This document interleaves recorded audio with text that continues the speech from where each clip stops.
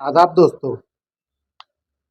आप लोगों में से जो लोग गांव के रहने वाले होंगे या पुराने ज़माने की बुझनी वगैरह बुझाए होंगे, उनको ये चीज़ याद होगी कि बड़े बुजुर्ग बुझाते थे, बाप पैदा ही नहीं हुआ बेटा चलने लगा, बताओ क्या।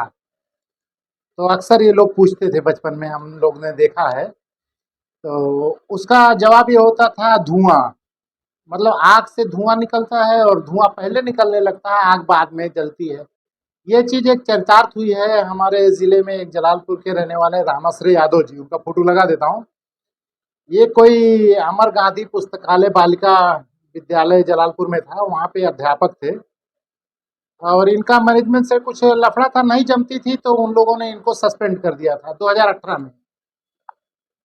अच्छा, जब कोई सस्पेंड होता है तो उसका अनुमोदन लेना पड़ता है। अगर वो एडेड स्कूल का है तो जो वेतन पारण अधिकारी है, उससे अनुमोदन लेना पड़ता है, जहाँ से मान्यता लिए हो। तो इनका बीएसए के यहाँ से मान्यता थी और वहीं से एडेड था।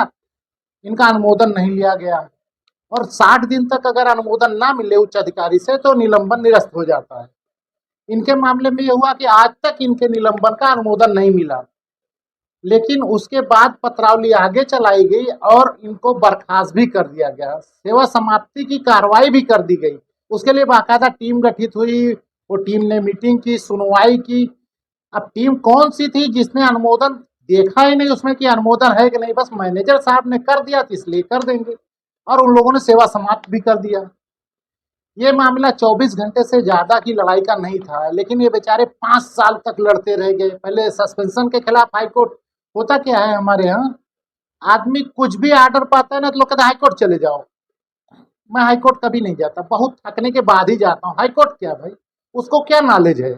उसके यहाँ दोनों पक्ष रहते हैं, एक तरफा फैसला लेके आओ। वो कह देते हैं अच्छा ठीक है, स्थगना दे देते, जांच करके कार्रवाई करना। उनको कोई पूरी जानकारी थोड़ी ना रहती है। ये बेचारे हाईकोर्ट चले गए, हाईकोर्ट से जो भी मिलेगा विभाग को आएगा। वो हाईकोर्ट जब ऑर्डर करती ना, लिखा लिखती है अकॉर्डिंग टू लॉ। अरे आपको बताने की क्या जरूरत है, अगर इसको अकॉर्डिंग टू लॉ करना होता तो पहले ही कर देता। इसको क्या नियम नहीं पता है, लेकिन ठीक है। ये हाईकोर्ट गए निलंबन के खिलाफ, फिर ये टर्मिनेट हुए उसके खिलाफ, फिर उप निदेशक फलाना ढिमका हाई लेवल पे इन्होंने कार्रवाई की, जबकि कहीं नहीं जाना था इनको। पुलिस में एक तहरीर देके एफआईआर करा देनी थी। आज भी अगर ये पुलिस में एक तहरीर दे दे एसडीआई मैनेजर सबके खिलाफ, तो सारी कार्रवाइयां हो जाएंगी। अच्छा, ये लड़ते रहे 3-4 महीना पहले मुझसे मुलाकात हुई इनकी, तो मैंने पूछा इसे क्या मामला क्या नहीं, तो बताने लगे कि बहुत परेशान है और मेरा एरियर नहीं दे रहे हैं, सब वैसे रुका हुआ है और मैं जेन्युइन हूँ। तो पत्रावली देखी तो सचमुच जेन्युइन है। तो पत्रावली पलटो जब, तो पहला पन्ना इनको निलंबित किया गया, दूसरा पन्ना उसका अनुमोदन होना चाहिए, फिर तीसरे पे जाए। दूसरा पन्ना ही नहीं मिल रहा है पत्रावली में, तो तीसरे को खोलने की क्या जरूरत। जो आदमी सस्पेंड ही नहीं हुआ है वो टर्मिनेट कैसे हो गया। और अच्छा, टर्मिनेशन का अनुमोदन हो गया बीएससी के यहाँ से, उसमें खूब वो लोग चला इधर उधर, और उप निदेशक के यहाँ गए, वहां से भी ये हार गए। उप निदेशक ने भी आवा बावा झावा करके, वो पैसा पा जाते हैं तो वो लोग बहुत लंबा ऑर्डर लिखते हैं। मैंने कई वीडियो में उन लोगों के बारे में बताया है कि हाँ भाई साइन लिख के उस पर नीचे सिद्धम लिख देते हैं। तो उन्होंने भी लिख दिया। ये आज तक हाई कोर्ट सुप्रीम कोर्ट दौड़ते रहे, जो भी रहा। मैंने इनकी पत्रावली चलाई, मैंने कहा लाओ हम देखूं। मैं तो अब बीएसएस साहब लोग उसको देख के पहली बार तो सही जवाब दिए, लेकिन अब कैसे लिख दें, कैसे लिख दे कि अनुमोदन नहीं है। अभी उनका एफडीआई चढ़ जाएगा, तुरंत उसको फांसी होएगी, उसकी तो गिरफ्तारी मस्ट है। कैसे तुमने रोका इतने दिन तक इसका।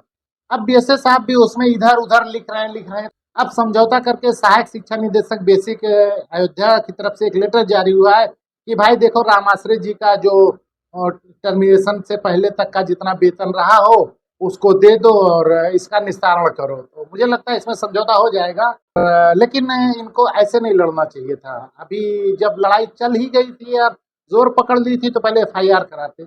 मेरी आज भी रामाश्रय जी से सलाह है कि वो एक तहरीर दे दें, वो अकबरपुर में दे दें, जलालपुर में दे दें। जलालपुर कोतवाली में दे, ज़्यादा बेहतर है क्योंकि एसडीआई वहीं का है, मैनेजर वहीं के हैं। उनके खिलाफ दे दें, सर हमारे निलंबन का अनुमोदन ही नहीं हुआ था, इन लोगों ने टर्मिनेट कर दिया है, इसकी जांच करके इनके खिलाफ 420 का मुकदमा दर्ज किया जाए और फर्जी अभिलेख वाले मामले में वो हो जाएगा। मुकदमा नहीं जाए तो कोर्ट चले जाए। और कुल 5-6 हज़ार रुपया खर्चा करना। मैंने अभी कुछ दिन पहले इनसे पूछा तो बोले लाख से ऊपर खर्चा कर दिया। अरे महाराज, लाख में तो पूरा बेसिक शिक्षा विभाग जेल चला जाता है। इतना थोड़ी न खर्चा किया जाता है मुकदमे में। लेकिन ठीक है, अब मामला यहाँ पे आ गया है कि इनका एरियर देना ही पड़ेगा किसी न किसी हाल में। और अगर नहीं देते हैं तो एफआईआर होगी, उसके बाद देंगे। पुलिस की इंक्वायरी होगी, जांच होगी, विभागीय जांच तो हो ही गई है। विभाग में तो कोई पत्र नहीं है, हमको सिर्फ यही कहना कि एक पत्र छुपा के इन लोगों ने किया है, तथ्य गोपन रह के उसकी एफआईआर होती है, तथ्य वही पूछ लो, दिखा दो, आज तक दिखा नहीं पाएंगे। उसके बाद आगे सब कुछ हल हो जाएगा, तब देंगे, तब रो पीट के देंगे और जेल जाके देंगे। तो राम आश्रय जी के बारे में खाली इतना बताना है कि ये बड़े हाई लेवल पे लड़ गए, बहुत लो लेवल पे लड़ना था। छोटी सी गलती थी, छोटे स्तर पे लड़े होते कि भैया अनुमोदन नहीं हुआ है और कैसे हमको टर्मिनेट कर दिए।